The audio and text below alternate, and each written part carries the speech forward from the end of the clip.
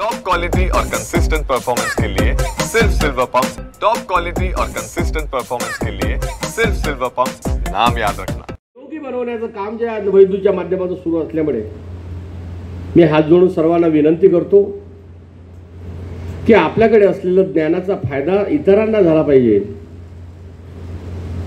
अनेक रुग्णांना उपचार करून तुम्ही दुरुस्त केले याची शंका नाही, परंतु हे असलेले तुमचं ज्ञान जिवंत राहावं म्हणून आपण तुम्ही तुमच्याच्यानं लीन होत नसेल तर कोणाच्या तरी माध्यमातून लिहून घ्या। हे जिवंत राहिलं पाहिजे, नाही तर काय होईल? तुमच्याकडे असलेलं ज्ञान, किशोर भाऊने 2-3 उदाहरणं दिले। आज तुमच्याकडे असलेलं ज्ञान चांगल्या चांगल्या डॉक्टरकडे जवळ ज्ञान नाही। त्यामुळे माझी हात जोडून विनंती आहे की सर्व या ठिकाणी उपस्थित असलेले आणि गैरहजर असलेल्या वैद्यांना तुम्ही सांगा, आता सुरुवात करा। ज्ञानाचं रूपांतर हे लिहिण्यामध्ये झालं पाहिजे, लेखी आलं पाहिजे आणि त्याचा नंतर तुमच्या नंतर कोणीतरी उपचार करू शकला पाहिजे, अशी मानसिकता ठेवून आपण तसा प्रयोग करावा अशी अपेक्षा करतो। आज जो असलेला जो वैद्य आहे महाराष्ट्रातला, आपल्या जिल्ह्यातला, गडचिरोली जिल्ह्यातला वैद्य हा जिवंत राहिला पाहिजे, त्यांचा सन्मान झाला पाहिजे, त्यांचा आदर झाला पाहिजे। जोपर्यंत त्यांना आपण मानधनाच्या रूपामध्ये त्यांचा सन्मान करणार नाही, मानधन देणार नाही, तोपर्यंत हा वैद्य जिवंत राहणार नाही सर।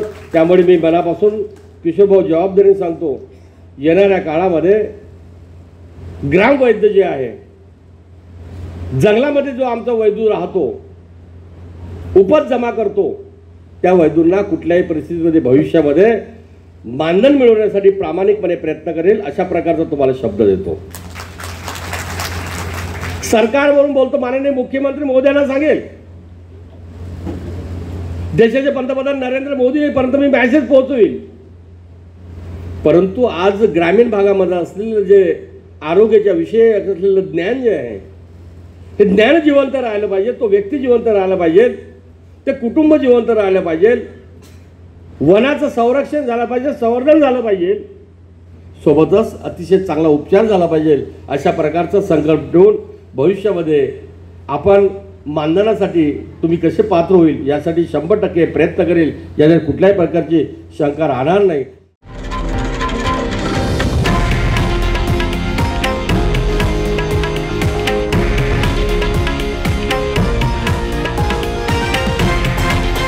हे आहे देशातील नंबर 1 न्यूज नेटवर्क आणि आपण पाहत आहात TV9 मराठी, एकमेव।